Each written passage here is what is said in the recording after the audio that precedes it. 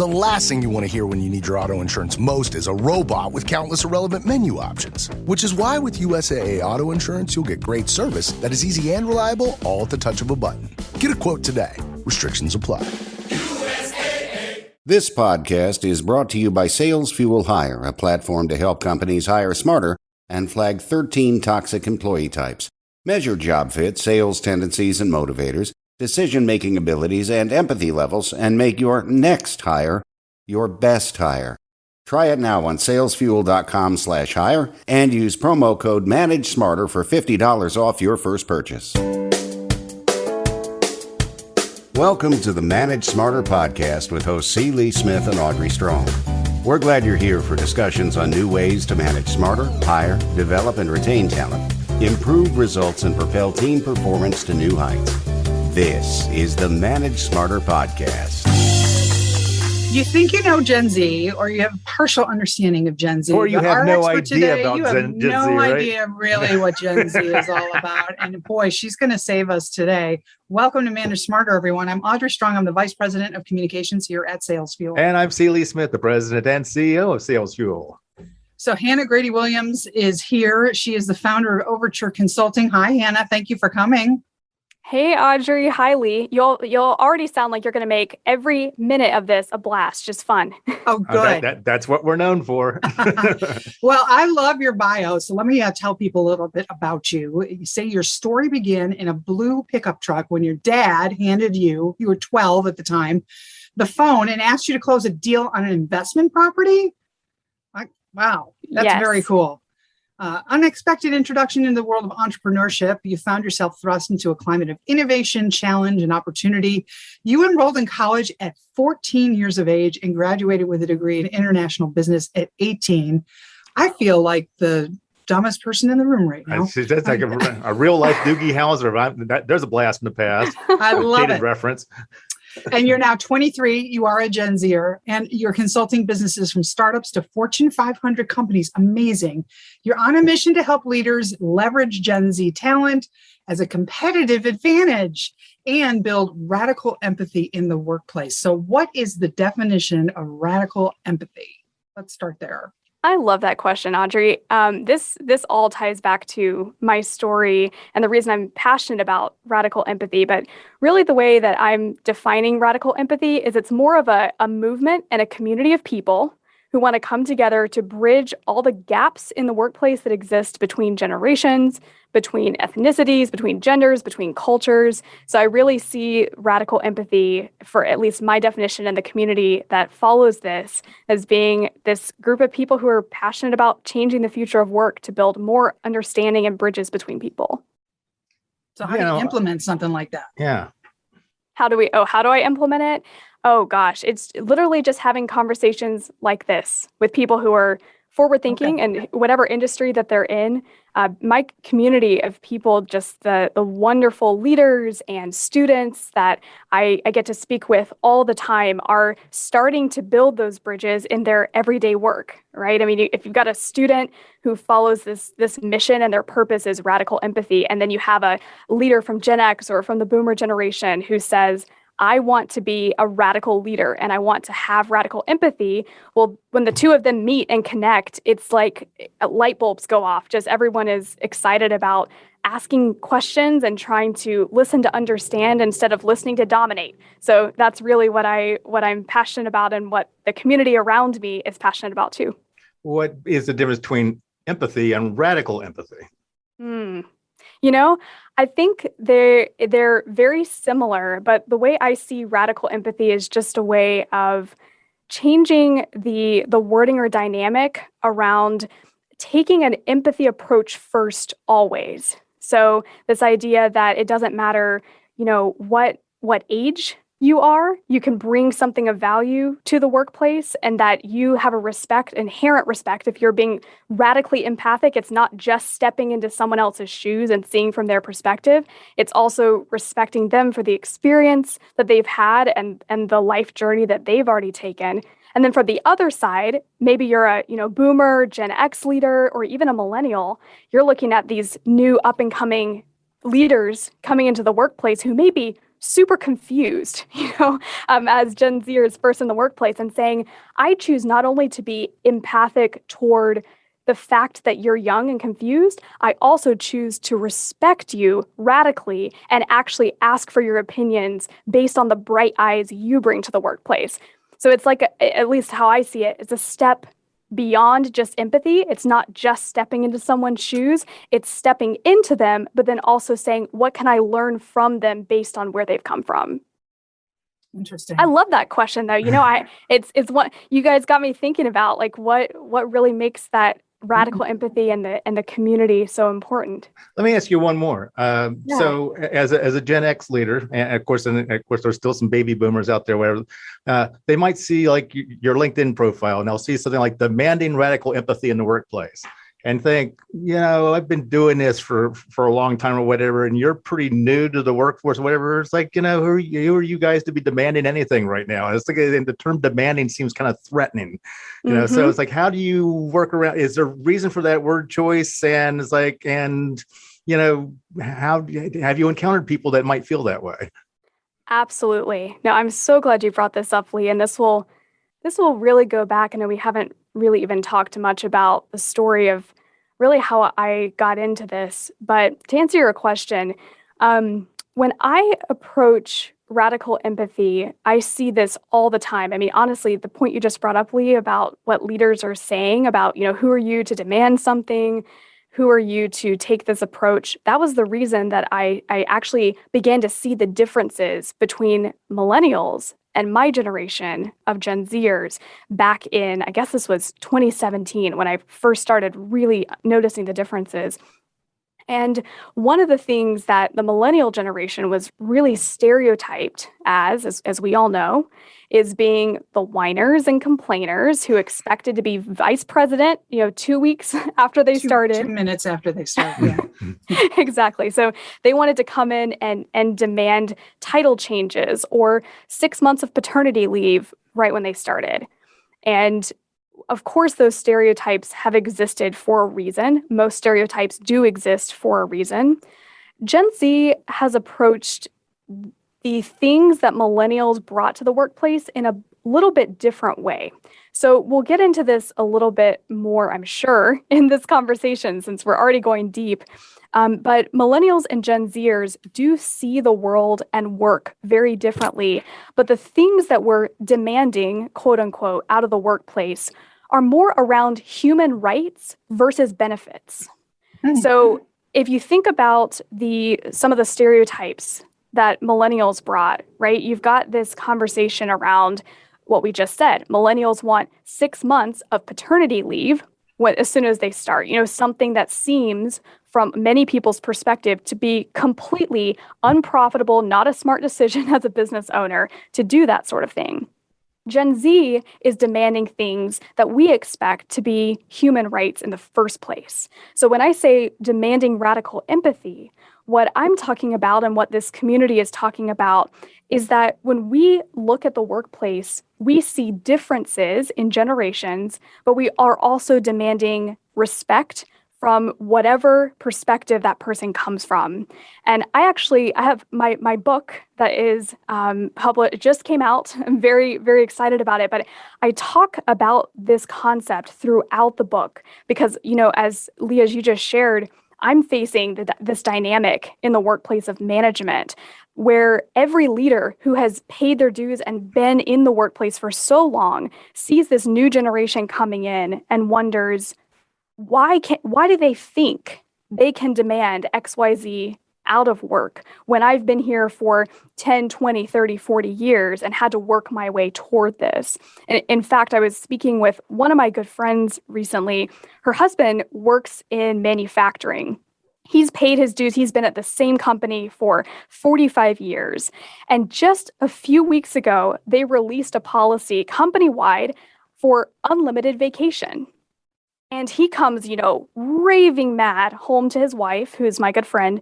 And he's just, in fumes and just like, why do these millennials, anyone at the company who starts working, why do they get unlimited time off? And I had to work for 40 years to get my 5 weeks. That was the mentality he had. And his wife took a second. She's in HR and she's a very forward-thinking leader. And she said, hey, honey, take a second to breathe and then realize this policy applies to you too. It's not just them. So think about that for a second. Mm-hmm. Now you've already spent 40 years. You understand the company. You understand exactly what it's going to take to get the tasks done that are assigned to you. You understand what leadership is looking for. You have an advantage because as soon as you finish your work, you can take off anytime you want. So now he's actually rearranged his whole schedule where he works basically 3 days a week and he comes home and takes the 4 days off because his tasks are done.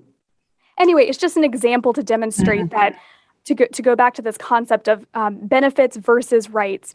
When Gen Z approaches the workplace and we approach this term of demanding or term of what we're wanting out of it, a lot of it does surround the human right of equal respect based on the different perspectives each person brings. So when we say, we demand radical empathy, why shouldn't we have empathy between generations, no matter the perspective? What I like about this is that, and Sales Fuel, we often say, because we do a lot of behavioral analysis, both we start with consumer behavior, but also employee behavior. And no matter what, we find that it's always things work best when it's people first, task second, processes third. And so that's what I like about this concept is that we're talking a lot about about the people and putting the people first as opposed to the job at hand or the process that we use for getting it done. So my hat's off to you for that. Hannah, it's like one of the things I've noticed is that Gen Xers and Gen Z seem to get along pretty well. I mean, I think we kind of, it's like, why is that? Or, in what ways is that true? And what ways might that not be true? I'm so glad you brought this up. Okay, so here's an interesting way to describe this. Gen X first and Gen Z do exhibit a lot of similarities. So let me take you back to my story in the blue pickup truck when I was 12, because this will help really, I think, illustrate why this is the case. My dad is very much Gen X. He is Gen X through and through. He was an entrepreneur from pretty much as early as I can remember. He actually started his martial arts company when I was a baby, and quickly after a couple years realized this is not sustainable. He was a very decorated martial artist in fencing and showed us on karate. Fencing, yeah. Yeah, he loved it. It was his passion. And so anyway, when I was very little, he decided, I'm going to go out and be an entrepreneur and start these dojos. Well, quickly it became very unlucrative. So he had 2 little girls at the time, and he was, my parents were struggling to put food on the table. So he started reading and actually listening to cassette tapes, which I cannot think of, a time past probably age 6 when I listened to cassette tapes. But basically, he started listening to real estate cassette tapes. And my dad's the kind of guy who he'll get 1 tape in out of a 6 or 7 tape course, and he'll just go do it. He won't even finish the course. He'll just go do what it says. I'm sure you can both relate. Totally relate to that. So then I realized it's like, I need to listen to the rest of the tapes now because that didn't go so well. Yeah. Well, that's what happened. He went out and bought a duplex, and then he was like, oh gosh, now I need to catch up on all the legal things I missed, property management. So what happened is he started this real estate business. It was really hard at first, but by the time I was 12, he did own a sizable little portfolio of homes. So he started taking me to work 1 day a week. And I'm the oldest of 7 kids. So I had kind of a large burden to shoulder of being, the example for them. So my parents wanted to get me into the world of business and entrepreneurship early, being the very Gen X minded parents they were. And also firstborn too. It's like we have a tendency for that. So, yeah. For sure. I'm the baby. Boo-hoo, you guys. You get to do everything first. You get the 615 speed bicycle first. Come on. We also get to be the guinea pigs on everything our parents want to try. That's right, because it's like they didn't go through a parenting course, so it's like you guys broke them in. That's fine. Yeah. Lee, are you an oldest child too? Yes. Okay. Do you have siblings? I'm the baby. Yes. How many? I have one who's 11 years younger than I am. He lives over in North Carolina as well. Oh, that's awesome. Well, that's got to be an interesting dynamic. when you're that far apart. It is. It's like, and there's not a lot of connection there. I mean, the only connection that we really had is we had the same parents, but it's like, but really not the same parents, because they were much different. And there were many times like, really, I can't forget, never let me get away with that. Yep. No, I get that. I look now at my younger siblings, who the youngest girl is 6. So there's 7 of us and only 1 boy, and he's right smack in the middle. So all of the other girls, the youngest girl is 6. And I look at my parents' parenting style and I'm just thinking, you were just so much more lax with them. It's the typical thing that happens with parents. It definitely happened in my family. But when I was 12, my parents are gung ho about, we don't want our kids to go the traditional path, and maybe they'll do different things for college, or maybe they won't go to college at all. So when I was 12 and I started going to work with my dad, there was this distinct one moment that I remember. I'm sitting in the back of my dad's blue pickup truck, and we're bouncing down the highway, and I'm trying to get my homework done. I'm, trying to be my studious self. And we're going down the highway collecting tenant rents, door to door, because that was what you did back then. Mm-hmm. And he randomly, out of the blue, I wasn't expecting it, hands me his cell phone and he says, "Hey, Hannah, this phone's ringing. There's a guy at the end of the line who wants to sell his house, and you're going to close the deal." And I just remember being freaked out of my mind. I would be too. Yeah. I mean, if you're 12 years old, much less, have an experience in sales, having any type of call like that out of the blue is just, your parents hand you the call. It's the one business development opportunity you might get that week, and then trusts you with that conversation. Mm-hmm. So I trusted him. So I took the phone and I stumbled through this call. And, I'm looking at him like, am I saying the right thing? What am I supposed to do? And sure enough, after that call, with his help, we had the property under contract a couple of days later, and then we closed on it. And my parents still own that duplex. So I have the ability to look back and see, this was the start of where I began with that Gen X parenting style and the inspiration. And then here's how far I've come. So to answer your question, Lee, my parents, while they may have been a little bit more forceful or a little bit, put me in situations that many parents don't, this is a trend that you'll see all across social media. And if you talk with other Gen X parents, as I'm sure you all do, there's just a different feel and parenting style of the way that Gen Zers were raised based on Gen X. So we do have a lot of similarities to Gen X because of the way we were raised. And as much as we try, all the young people say, I don't want to be my parents and I want to escape from it, the principles and the values and the tendencies that our parents imparted to us naturally are very similar between the two generations as a result. So for example, boomers raised millennials to be very group and team oriented. So when the boomer generation was at work, there was a large focus on team success and the drivers of company success as a team. And then Gen X walked into the workplace and they said, wait a minute, we're doing certain things inefficiently. Let me just take this project and I'll just do it on my own and I'll bring you the results back. That same dynamic is happening between millennials and Gen Z, because Gen Zers are very individualistic versus millennials were very group oriented. And it's Gen Xers is because at 10 years old, it's like we were at the house by ourselves after we got home from school because both the parents were at work. And so we did things by ourselves and felt very comfortable with it. And quite frankly, enjoyed it. So we carry that through all of our work career. So that's why we teach the Gen Zers to do the same thing. Have you all taught your children, similar traits of fight for yourself and, think critically? Oh, absolutely. All of that. I mean, and Audrey will tell you it's also how I mentor here as well. So, yeah.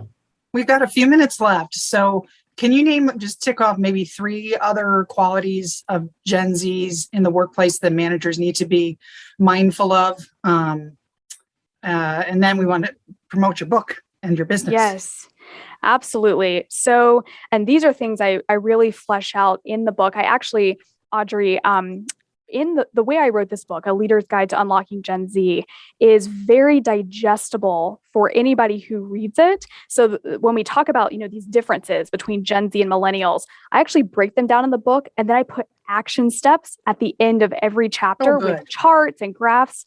That way you can take a difference between a generation and break it down and actually write out a plan to, move the needle in that area of how you manage or how your business operates.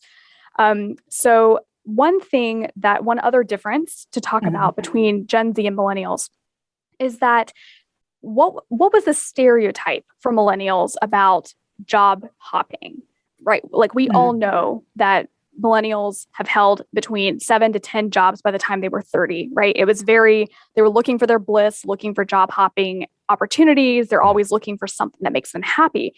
Gen Z is actually statistically showing that we are not going to follow that trend, which is kind of exciting. If you're a manager and you're expecting Gen Zers to leave, you need to change your management style. So here's the data on Gen Z. 61% of Gen Z is saying that we would like or actually prefer to stay at a company for 7 to 10 years if the culture and the people align with our beliefs and our values and we enjoy working there.